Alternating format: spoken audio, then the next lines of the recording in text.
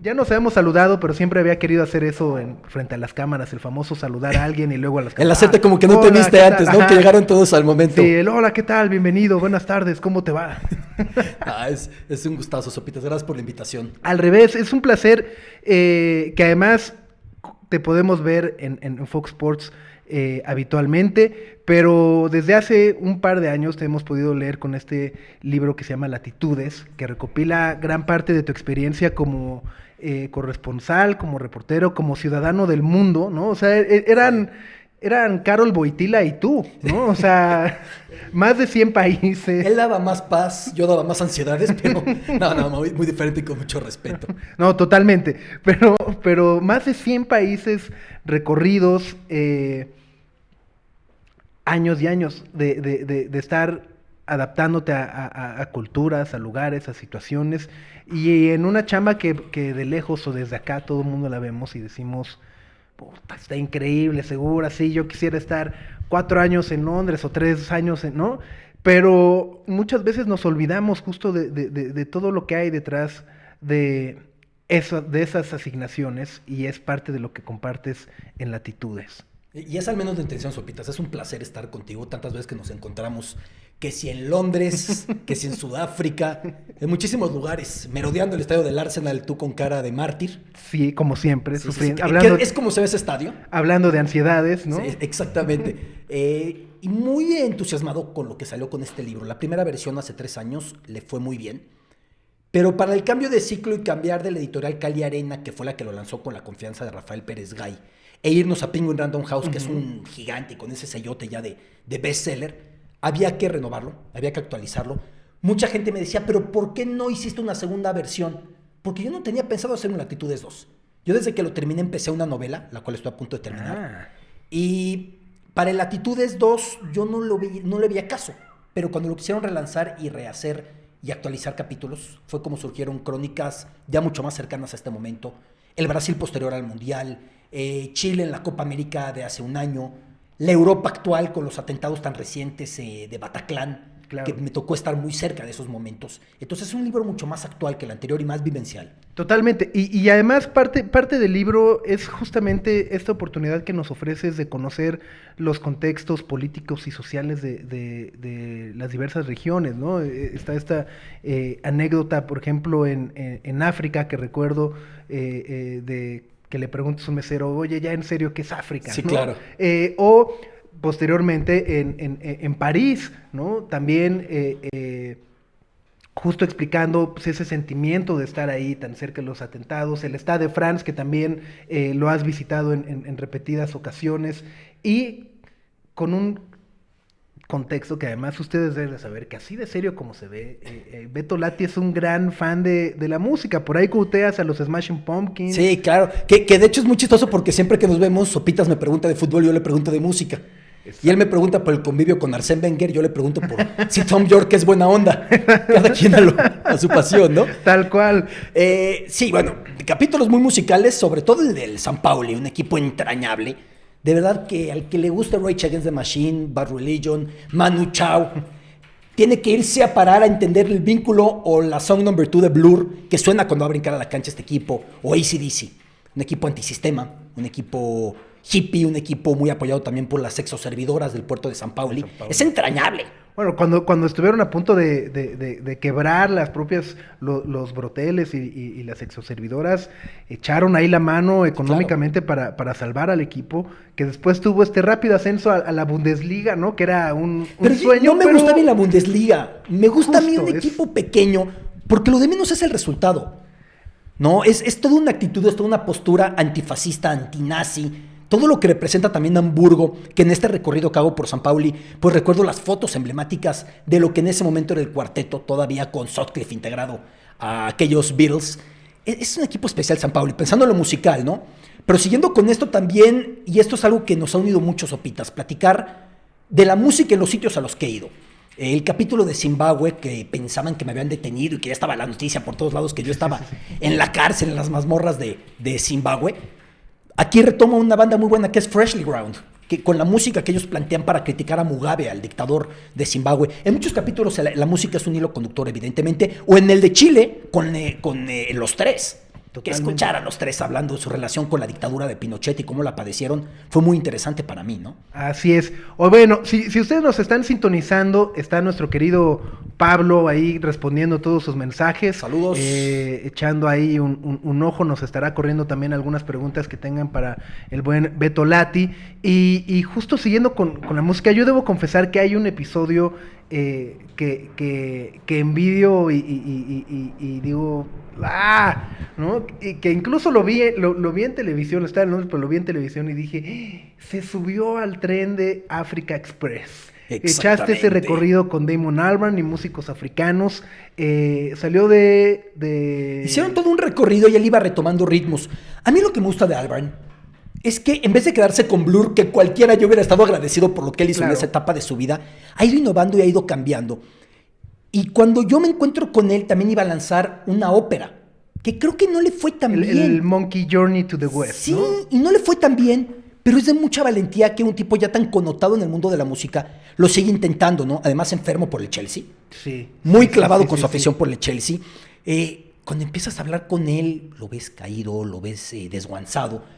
Y de repente se acelera en la entrevista como si hubieras metido un expreso doble a media pregunta y ya no lo paras, ¿no? Es un tipo muy especial. Se arranca con todo. Y justo para mí, yo soy gran fan de Oasis, pero para mí la gran diferencia entre Noel Gallagher y Damon Albarn es justo esta valentía y ganas de, no sé si es ganas de chambear o ganas de intentar cosas nuevas de Damon Albarn, de que te saca Africa Express, Gorillaz, Mali Music. Y que no me permitió en la entrevista cuando yo le decía, pero dime una diferencia entre lo que has creado, sea con Gorillaz, sea con Blur, sea con Africa Express, sea en cada proyecto, sea en tus óperas. Y me decía, un proceso creativo es cada uno por su parte y todos son iguales, o sea, y eso creo que habla mucho de él. Pero como este caso, ya que estamos en la música, cuando hablé con John Paul Jones de Zeppelin, lo mejor que me pudo pasar fue que antes de empezar la entrevista, que por cierto, se le puede escabullir a cualquiera en Londres, es un tipo con su pantalón muy serio, con su camisa adentro, a diferencia de Plant o de Page, que van con la greña canosa. Sí, para todos lados. Este es un buen abuelo de familia inglés, yo creo. Ni siquiera sé si tenga nietos. Que me dijo antes de la entrevista con una voz muy discreta, me dice, oye, ¿se puede que no hablemos mucho de Zeppelin? Y yo, ¿por qué? Me dice, it was fair enough, estuvo suficientemente bien, pero ya pasó mucho tiempo, yo sigo haciendo cosas.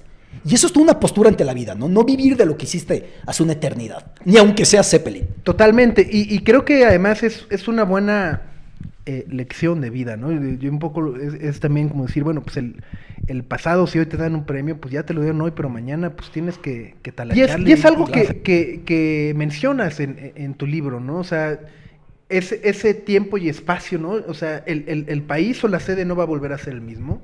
Y yo cuando regrese tampoco voy a ser el mismo. O sea, cuando me vaya, yo tampoco voy a volver a ser el mismo. Y es muy claro, porque además iniciaste muy joven. O sea, a los 20 años. Sí. A los 17 años entré a Televisa y ya a los 20 años andaba de un lado al otro. ¿No? ¿A los cuántos años fue así tu primer Mi primera gran cobertura, la primera corresponsalía fue a los 23 en Japón. Yo a la fecha no termino de entender, a los 22, 23 me estuve mudando a Tokio. ¿Qué hacías en Japón? No, o sea, ¿qué hacías en Japón? Claro. Y padecí mucho el inicio, ¿eh? El principio en Japón me costó muchísimo trabajo, no me encontraba bien. Yo estaba convencido que Japón se iba a adaptar a mí. Tú dime cuándo iba a pasar eso. Claro. Y es un ejercicio de humildad y de tolerancia que yo no tenía, ¿no? Y que no conocías también por ser joven, ¿no? O sea, porque también los planes son otros, tus ideas. Y que yo viajaba a hablar de fútbol. Yo nunca pensé que esto me iba a dar esta apertura cultural o esta apertura para que de repente mis reportajes o comentarios sean 90% todo menos deportes. Yo viajaba para hablar de fútbol, ¿no? Ok, tuvimos un corte por internet, hay que avisar, es lo que dice ese letrero. No sé qué significa eso. O sea, que tuvimos una pausa, pero bueno, pasa con todos los Facebook Lives y luego se pone al corriente, ¿no? Lo recaptura. Si ustedes ven la repetición, hoy a las 8 de la noche. Parece un tutorial de cómo, ¿no?, seguir Facebook Live. Ahí pueden ver ya de corrido todo cachado y demás. No son ustedes, somos nosotros. no lo tomen a mal. Y bueno, pero ya estamos por acá. ¿Ha habido comentarios, Pablo? ¿Preguntas para el buen Beto Lati? ¿Qué país de los que has visitado es donde más te hubiera gustado quedarte a vivir? En cierto punto me hubiera quedado en todos. Pero yo en Atenas, como me fui en 2004, incluso me decía un amigo griego, Yorgos, me decía, Vas a dar vueltas, vas a ser corresponsal en muchos lados y vas a regresar porque en ningún sitio va a ser tan feliz como en Grecia. Y yo lo escuchaba y decía, pues que sí puede ser, yo era muy feliz. Pero lo mismo con Londres, tú y yo compartimos la anglofilia voraz. Sí. Estar en Londres es único. Pueden ser esos dos, o incluso Tokio, por haber sido el primero. Ok. Cuando iba de Tokio sentí eso de, me estoy yendo de un lugar en el que ya no voy a poder ser el mismo después de esto. Y ya no ves el Londres igual, ¿no? Bueno, es Ese justo es el lo que punto. platicamos. Ya regresas y es... a lo mejor hay cosas que te emocionaban mucho y que quisieras que te volvieran a emocionar de esa forma cuando regresas y ya no logras ese clic, ¿no? Pero Grecia, por ejemplo, Grecia que se ha convertido en una tragedia social en los últimos años, ¿no? Después de los Juegos Olímpicos, su economía va a pique, de repente le toca recibir ahora un gran número de refugiados de África. Que además se van instalando muchos de ellos en viejas instalaciones olímpicas, y es parte de lo que planteó en uno de los capítulos. El sitio en el que los hermanos Iridia y Óscar Salazar ganaron sus medallas en taekwondo se convirtió en un campamento para refugiados formal.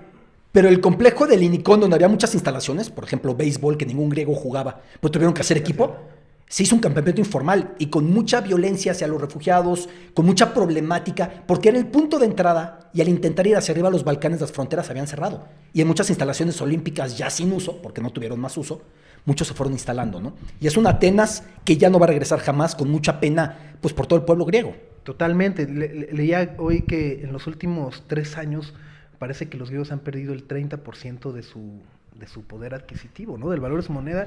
Y que además hoy o en estas semanas también como que todos les están volviendo a decir, oigan, paguen, ¿no?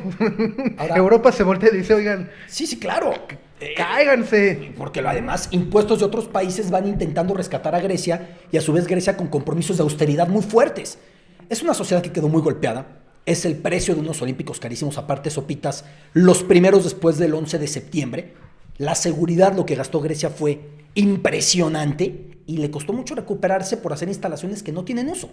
Yo ahí tengo una teoría que después de lo que vimos en Brasil también, que es un caso con ciertas similitudes en cuanto a un despilfarro de recursos para inmuebles que se van a ocupar 1 o 2 o 3 veces, es que los mundiales y los Juegos Olímpicos deberían de tener este sistema como del tenis, donde ya sabes que los 5 Grand Slams, los 4 Grand Slams son en las mismas sedes cada año y nada más se van rotando y son países que nunca te van a quedar mal en organización, que tienen la infraestructura para aguantarlos, pero al mismo tiempo siento que le quitas a la gente una alegría, una emoción, una sensación de que cambia, ¿no? Cambia el ambiente, cambia el humor social en los países sedes. Al menos yo recuerdo mucho, por ejemplo, en Sudáfrica. Fue único eso, fue impresionante.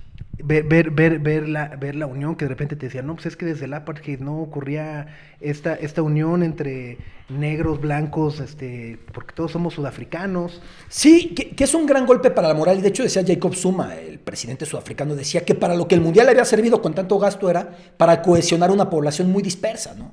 O sea, división no solamente entre negros y blancos, sino al interior de negros y de blancos. Es muy complicado que un mundial termine por ser un negocio para un país. Normalmente es más bien una ruina para un país. Japón para 2020 está con muchos problemas. Está intentando recortar gastos Japón. Cuando Japón buscó la sede, Japón planteaba, nosotros ya tenemos el dinero para organizar esto en un banco. Ellos no contaban con que el costo de los Olímpicos iba al triple. Claro. Y sigue subiendo, ¿eh? Y seguirá hasta el 2020. Exactamente, ¿no? Y el Comité Olímpico dice, no queremos que cueste tanto, pero al mismo tiempo dicen, pero sí queremos un centro acuático nuevo, pero sí queremos un centro de canotaje nuevo. Es muy difícil para un país. Bueno, y vimos ahora, por ejemplo... Van a ser cosas impresionantes, ¿eh? No, bueno, están planteando los coches que vuelan tipo los supersónicos. Sí. Y lo que más me impacta, están planteando para la inauguración las primeras estrellas fugaces hechas por el hombre.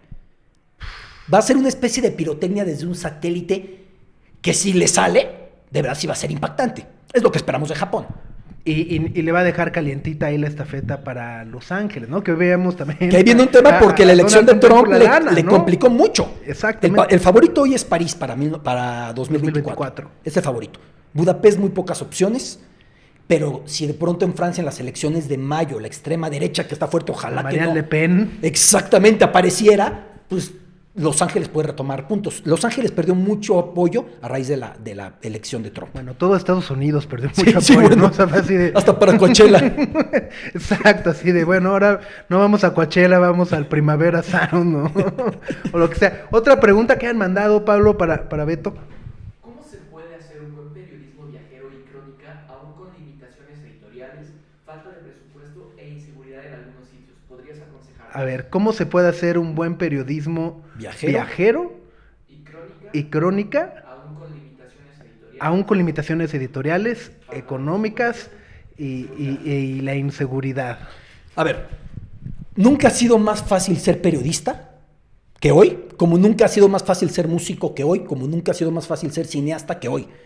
Estamos compitiendo contra todos. Cuando estudiamos Sopitas, tú eres un poco más joven que yo, aunque parezca que mucho. Cuando estábamos estudiando nos hablan de la aldea global y decíamos, sí, McLuhan y la globalización. La aldea global ya es en serio.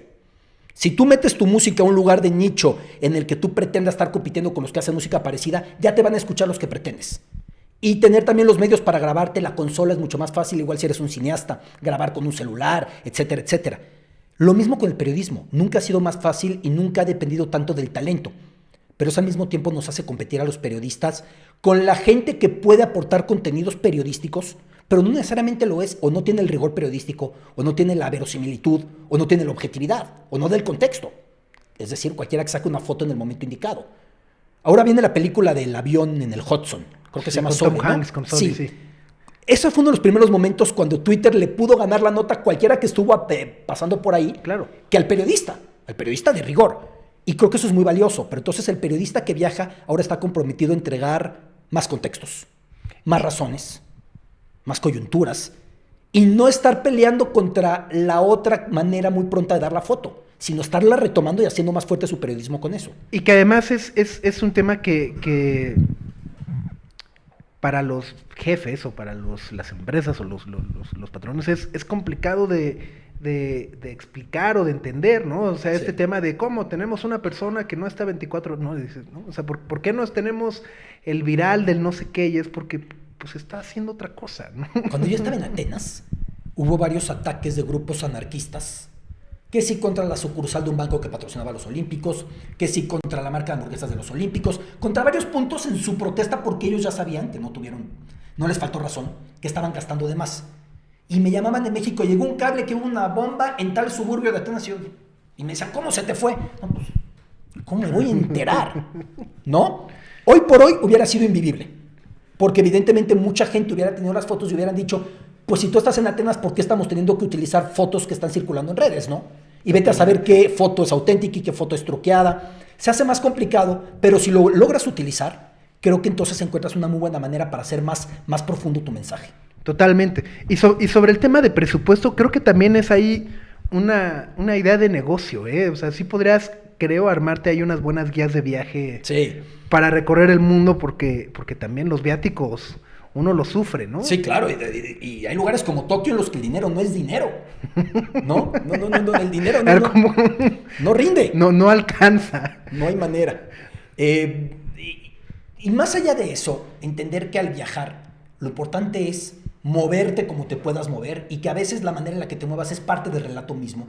A la gente le interesa viajar contigo, a la gente le interesa entender las peripecias que pasaste, lo cual no tiene que significar que te conviertas tú en el sujeto de la nota. No. Tú simplemente estás narrando, pero lo que te afecta a ti también le da mucho condimento a una información.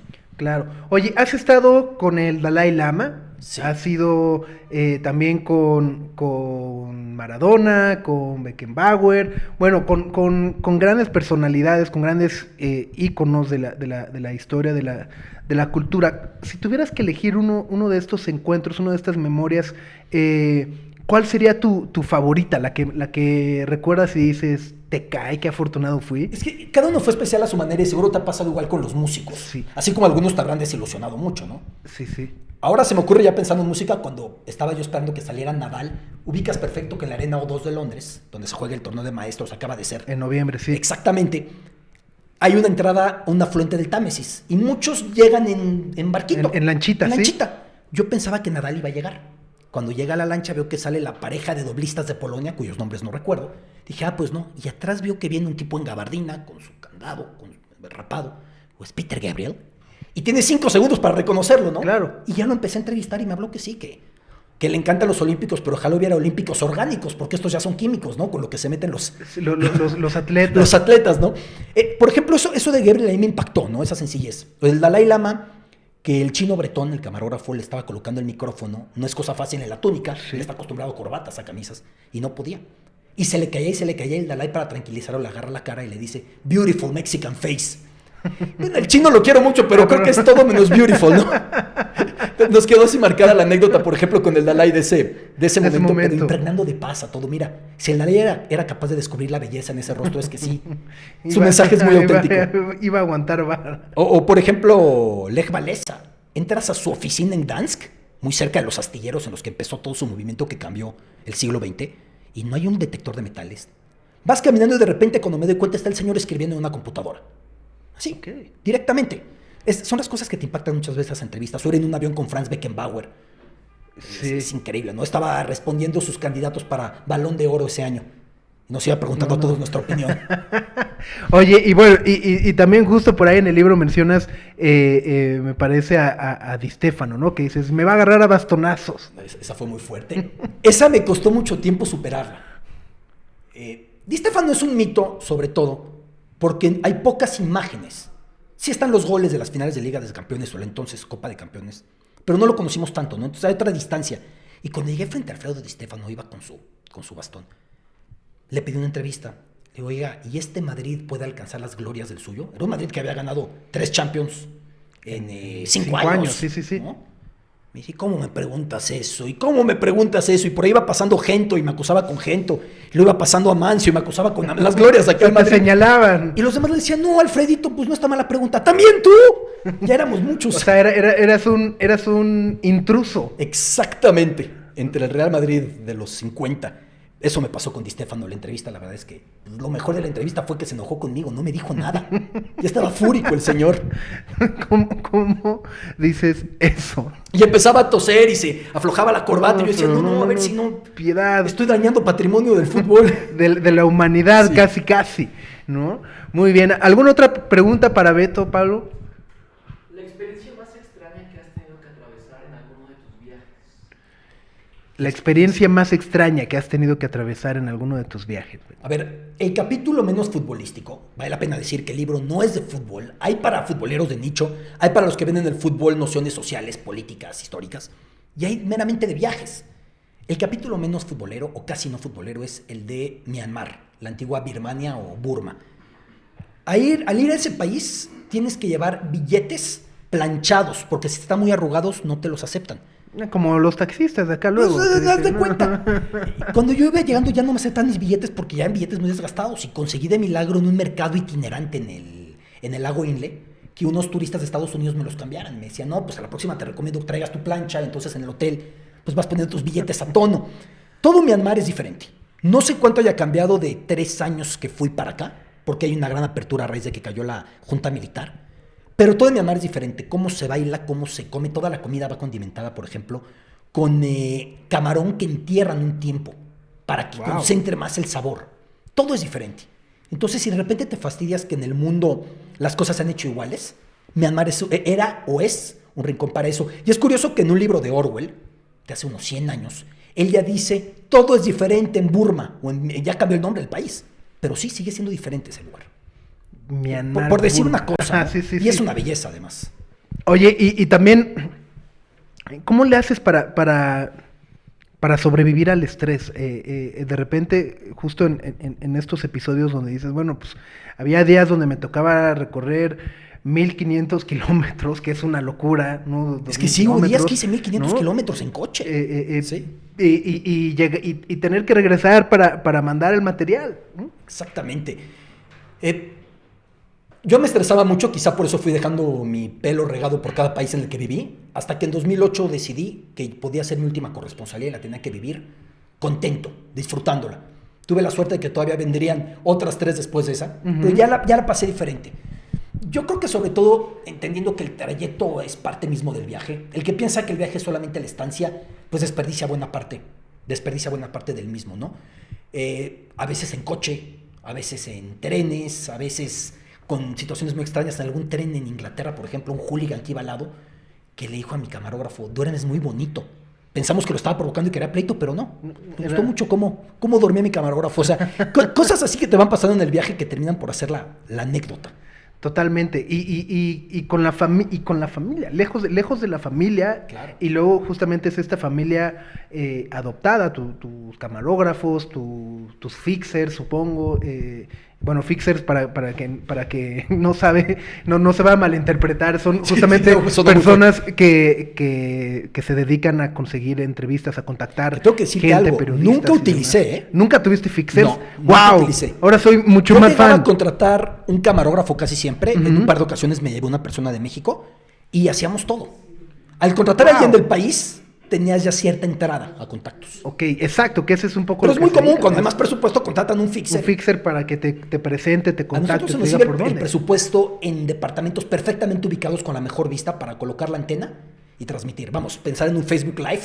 Sí, bueno, Era muy lejano. Es que justo también ese es otro tema, ¿no? Hace 14 años en Corea, Japón, pues estabas en el futuro, pero tampoco era como muy fácil comunicarse, realizar este tipo de activaciones o de transmisiones. No había Twitter, no había Facebook. Y ahí lo que Televisa hacía era colocar una antena y capacitarme. Entonces yo subía la señal.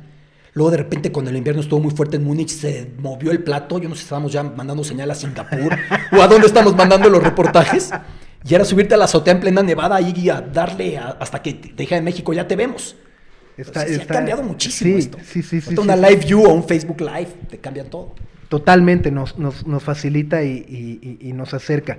Muy bien, Beto. Oye, ¿estás en Fox Sports? Sí. ¿Desde hace un año? No, apenas desde julio entré. Julio, vas. Justo antes de los Olímpicos. Cierto. Es que el año pasaba muchas cosas, Sí, pero... sí.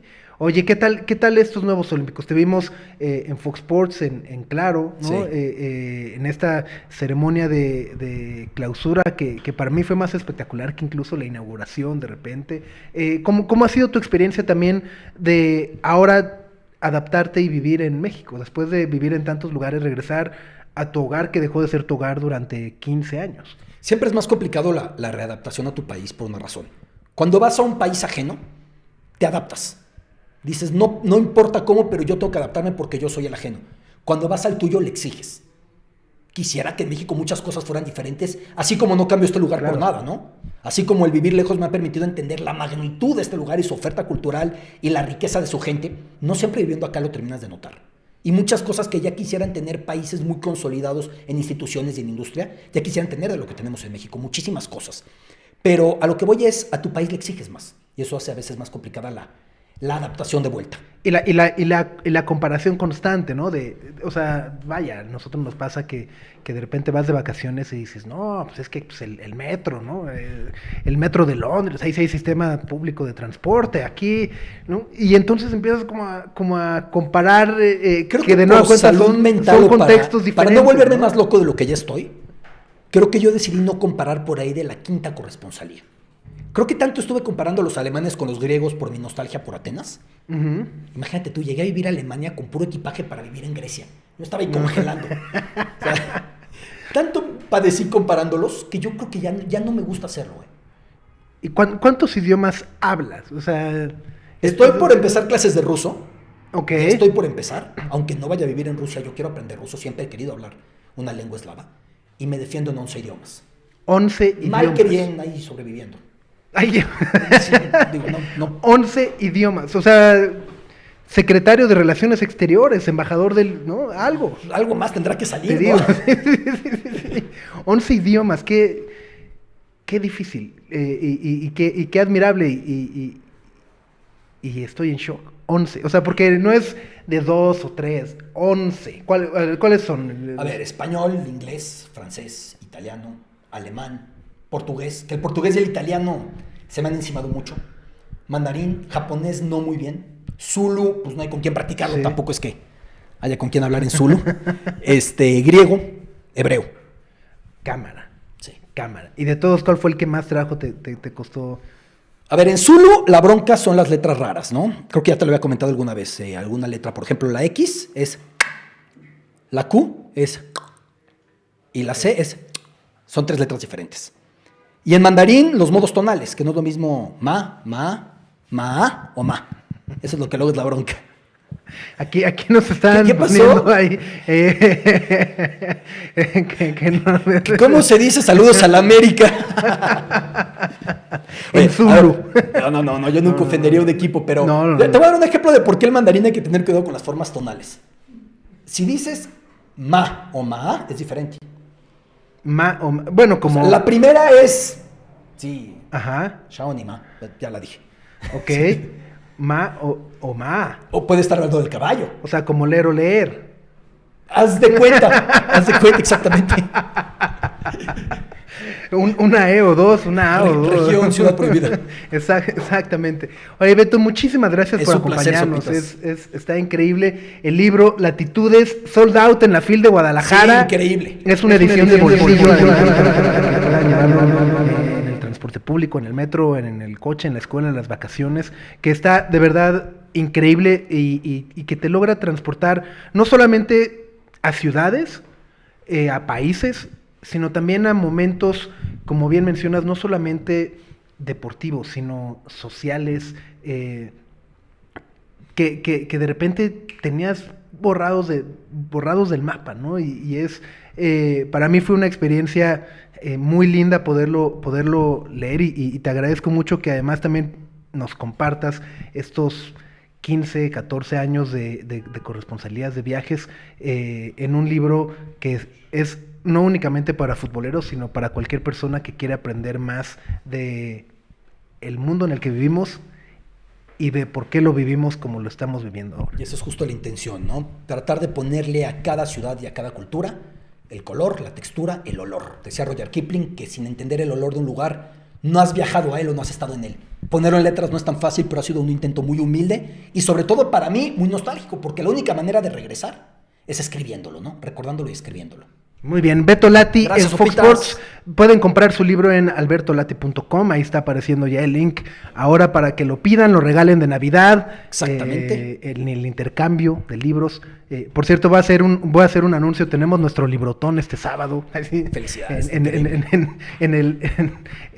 así que bueno, muchas gracias, Beto. Y bueno, aquí está Latitudes.